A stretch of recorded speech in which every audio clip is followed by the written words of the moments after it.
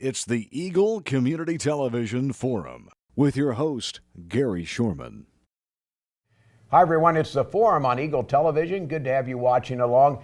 I know in the last week we've had some weather issues. We have a guest here, Mike Morley, who is the communications manager at Midwest Energy. We're going to talk about that. Our program is brought to you by HaysMed. Mike, good to have you here because this past week, and we're actually recording this when the outages are going on. I have my boots on, jeans on, because it's that kind of weather day outside where it's slick, it's wet, and we really don't know what we're going to have to do next, frankly. Part of Midwest Energy's job is to keep electricity on, but during severe weather, it can be a challenge. We want to talk a little bit about some of the precautions that homeowners can take, some of the things they should and shouldn't do, and really some of the things that you have to do at Midwest Energy. First off, Midwest Energy covers what kind of area? Fill us in so we know what you cover and how many people you have out fighting this. You bet. Our service area is enormous. It basically starts down in Reno County by Hutchinson and runs all the way northwest out to the Colorado border up in Rawlins County. So we have 41 counties where we provide either electric or natural gas service. And right now, most of them have been in some kind of outage type scenario because of the ice storm that blew through this weekend. So when you look at something like an ice storm, also severe winds can cause damage that can do that. Obviously, during the summer months, you have things like tornadoes that tear up things, that works. How do you manage your crews through that whole thing? Who gets first priority? What happens? Where do you find people to do this? That's a great question. One of the things we do is we look very carefully at the forecasts and we try to anticipate where the worst of the damage is going to be. With that, we assign crews and we might hold some crews back on reserve if we know there's going to be a particularly bad outage. That's what we did with this storm. We held a couple crews back, and we also brought in some contract crews, had them standing by in Great Bend. So when the trouble started basically on Sunday afternoon, we sent the Midwest crews first. They worked into Sunday evening. And of course today, Monday, it's just gone crazy. As the ice has melted, it's brought down additional lines all over the service area. So all the Midwest crews are out. We've got a dozen contract crews that are in helping us. And it looks like we're going to be working on this for several days before we have the system back up to normal. You know, when we walked in today, there were ice. We record this at the Eagle TV studios with the big tower, and we were seeing big chunks of ice fall off the towers. We're recording this. You'll be watching it a little bit later, and hopefully the electricity is all returned by then, Hope so. And everything's in place by the time you're watching this. You mentioned contract crews, because a lot of times you'll see trucks that may not be Midwest Energy trucks, but sometimes there are also other electrical companies that are out helping. Absolutely. What you're referring to there is mutual aid, and basically all the utilities in Kansas sign into mutual aid. So if, say, Westar has a bad outage in Wichita, we might roll 3 or 4 Midwest crews down there to help them out. What we've done for this outage is we brought in contract crews from Ward Electric and Par Electric, and they've got some a little bit more specialized equipment that can help put up the large transmission poles. And they're going to be helping us out down in the southern part of our system where we've got several transmission poles down. As communications director, you get to see where all of the different poles are down, what's going on that map. Is there an electronic map do you have that all of a sudden lights up red when a utility pole goes over? It's not to that level of detail. What we have is we have an OMS, outage management system. And as certain circuits open up, indeed, you have a map and it says, hey, somewhere along in this general area, you might have 300 or 400 customers that are out. And that lets us know that somewhere on that circuit, there's a problem.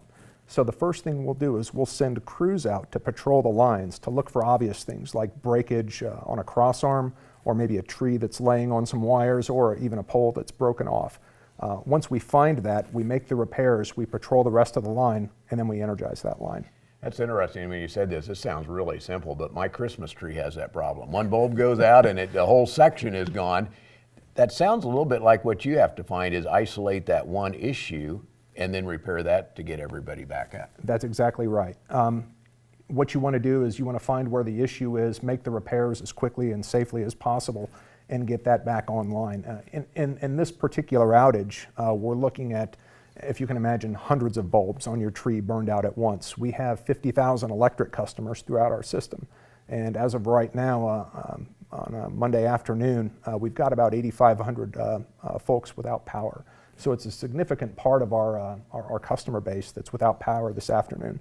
And like I said, we've got every Midwest crew that we have out there working this, along with a dozen contract crews. You know, one of the things I know weather-wise, other people were, really forecast this storm really almost a week in advance, talking about the conditions we're setting up for ice. So we had ice in this past storm. What are the other things that you look for when you start planning that say, hey, this is going to be a bad event? Well, this time of year, ice is a major concern because just an inch of ice on a line between two spans, which is about 300 feet between two poles, adds about 1,000 pounds of weight to that section. So if you consider a pole here that's got wires going both directions, it's got an extra 2,000 pounds of weight. A ton Per line on that cross arm. So it's easy to see how those cross arms can fail under such loading conditions. Fortunately, they're designed to stand up to a fair amount of ice. Where it becomes problematic is when you get a little bit of wind, and it's what we call galloping, and that's when those lines start to whip up and down, just like a jump rope. If you're holding the end of a jump rope and I snap it real hard, you're certainly going to feel that at the other end. And that's what happens to the system, is it basically shakes itself until it breaks. So ice, wind, and water. You mentioned water getting into certain things as well when the ice then melts. When the ice melts, particularly on tiered poles where you might have transmission on the upper part of the pole and distribution wires on the bottom, as those distribution wires melt off, having that weight, it's just like a rubber band. If I stretched a rubber band and you pulled it down in the middle and let go, it's going to shoot up and vibrate back and forth. And that's what happens is as that load comes off, the lines will snap up and hit some of the heavier lines that are above it. That gives you what we call blinks, where your lights cut in and out just for a second, kind of like a blinking of an eye. Well, there's a lot of ways we could go on this, and it also ties in to companies like Eagle. In many cases, have their internet connection, their video lines long. So if a line and a pole goes down, then it stretches and breaks. So not only do you have outages for the electricity, but you also have outages for other things, including internet and your telephone for being able to respond to things. That's exactly correct. When a pole goes over, it often has what we call underbuild, and that's other utilities, telecommunications. It could be Eagle lines, it could be phone lines and things like that also will go. So as the pole is reset, not only do we have to take care of your electricity, but Eagle or AT&T or somebody else has to come out and reset the communications portion as well. Mike, one of the things we have, and I don't know, I'm probably involved with our teams this morning on Hayes Post, but some great pictures of some of the ice that was out there, including a couple utility poles. I know the front page of Hayes Post has a Midwest Energy truck with a bucket. Somebody's up working on one of the lines, getting a tree off a line, something like that. How dangerous is that? Because you have a lot of electricity going through. You have water. You have all those things that make it a dangerous thing. So it's not. You can't just go and plug it back in and do something because of the danger involved. You're absolutely right. The first thing our crews will do when they arrive on the scene is they'll ground out the wires, both ahead of and behind where the actual damage is. And the reason we do that is to prevent any stray electricity from coming on and electrocuting one of our linemen. That said, this is one of the things we're really keen to let folks know about, and that is generator safety. There's a lot of folks that might have a gasoline-powered backup generator, and they think, well, I'll simply wire that into my home's system, and I can power my whole house with my generator.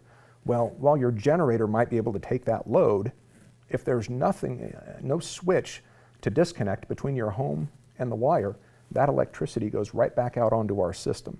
So if we have a lineman that's working in the vicinity, you could end up energizing the line in between his grounds.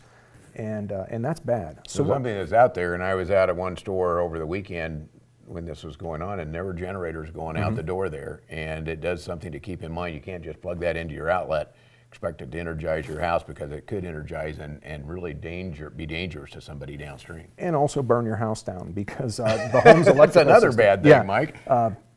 Simply plugging it into your outlet or something and trying to backfeed your house that way is not a good idea. The house isn't wired to handle that kind of a load through some of those secondary wires. So if you do something like that, you could really damage your house in addition to running the electrocution risk for our linemen. The best thing to keep in mind is read the instructions that come with your generator and follow the manufacturer's recommendations. Well, this is a good transition. We're going to take a break, Mike, and talk a little bit about, when we come back, about what it's important for consumers, our customers out there, to know what to do, what not to do when they see these lines that are doing the whipping, what they do to see a line that may be down, because there's also some dangerous things there that we need to talk about when we come back. Mike Morley is the communications manager at Midwest Energy. We'll have more after this. Hayes Med is your first and best choice for healthcare. They're the only facility providing tertiary level services in this region. With more than 70 physicians and 26 specialties ranging from heart, orthopedic, spine care, cancer, obstetrics and gynecology, wound care, rehabilitation and surgery, including the Da Vinci robotic surgery, Hayes Med is your comprehensive health provider for people throughout Western Kansas. Hayes Med, helping people be healthy. The most exciting yards in football. It's NFL Red Zone from NFL Network. Get every touchdown from every game, every Sunday afternoon. And football doesn't stop on NFL Network. It goes all week. We're covering it like crazy. Get NFL Red Zone from NFL Network today. Add NFL Red Zone so you can watch all the game-defining yards in football. Call us at 877-61-EAGLE today. Welcome back to the second half of our forum program with Mike Morley, the communications manager at Midwest Energy. Our forum is brought to you by Hayes Med. If you have any questions about this program, maybe some ideas for future programs, be sure and let me know. Gary.Shorman@eaglecom.net. You can also find us on Facebook under ECTV Forum. Mike, it's been a busy time this week, I know, with the weather outages going on. We recorded this during the middle of the big ice storm that took place just a week ago. But the customers out there, we talked about the dangers of a generator, plugging that in, doing it right, following the instructions, doing that. But what else should customers know that out there when they see those power lines, like you say, whipsawing or in a tree, you know, the lines laying in a tree? What should they do? What should they not do? Well, most importantly, they shouldn't attempt to touch them or move them themselves. For the layperson, it's really impossible to tell if a line is energized or if it's not when it's on the ground. And unfortunately, they don't always short out when they hit the ground. It could still be live. We saw that in Kinsley earlier this week, where tree limbs had snapped lines, brought services down, and they were actually sparking, flopping around on the ground. In a situation like that, it's obvious that the line is still energized, but there's other times where it's not. How many volts? Now, you can be in your house and maybe get shocked out of an outlet or something, and it kind of makes you jump. It's going to do more than that if you're talking about the big lines. Yeah, most of the distribution lines, those are the ones that run along alleys and along the sides of residential areas and things like that, are in the 4,000 to 7,200 volts. Not good. Whereas your average plug-in outlet in your home is 115 volts. Big difference if you would touch one of those. Bad day. Yeah, Very bad day. So what do they do? It's up there, you know, their phones are out, you know, can't get, what do you do? The best thing to do is to obviously keep other people and keep your pets away from them as well. Animals are curious and they'll walk right up to it. But to call it into Midwest Energy at our 1-800 number. And when we get those, we log those. And if it's a live line that's on the ground, obviously we're going to put a priority on that because it's an active safety issue. But call those in to us, let us know where they are with a specific address, and we'll come out and take care of those as quickly as we can. Now, Mike, you mentioned you look ahead at the weather. Do you have your own meteorologist? Are you a meteorologist? I am not. Do you have one, or who do you work with to help look ahead? We don't. Actually, we rely pretty heavily on the National Weather Service.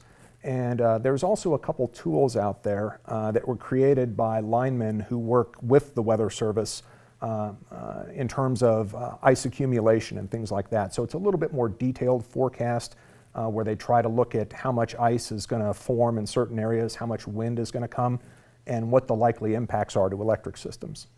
What should a consumer do? Because there was a lot of advance notice for this past storm. But what do you advise them to do from an electrical standpoint? Obviously some backup things, maybe whether it be batteries or whatever, but do you have a list of that, or do you talk to people about that? Absolutely. A lot of it is you know, after 2001, September 11, there was a lot of emphasis on having a home preparedness kit that might have things like a couple days worth of food, some water, flashlights with batteries, maybe even candles, things like that. Those types of things are invaluable in a protracted outage. A second thing to consider is have a backup plan. If power is going to be out for a couple days, or perhaps you live out on the end of a line somewhere in the country where you might be restored towards the end of the outage, it always helps to have a backup plan, either for a portable generator or maybe have a place to go with family, friends, or a coworker or something like that. Because when these temperatures get down into the 20s, you don't want to try to stay in your house and wait that out. That can be very dangerous. You mentioned that because one of the things that you can say that you're never going to have an electrical outage, a little bit like you can say you never have an internet or television. Something is going to happen, like what we just talked about. Being prepared is about half of the thing, whether be prepared to know what to do with those power lines. If they're out, talk to your kids about those lines, about what would happen.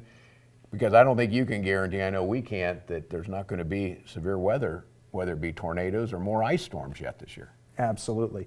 It's just a fact of life. We live out here in western Kansas in the wide open spaces, and when we have over 12,000 miles of exposed wire out there, there's always something, Murphy's Law, there's always something that's going to come along and take one of those down, be it an ice storm, a tornado. We've had aircraft fly into them. We've had farm equipment that might snag them, people involved in accidents that take out poles.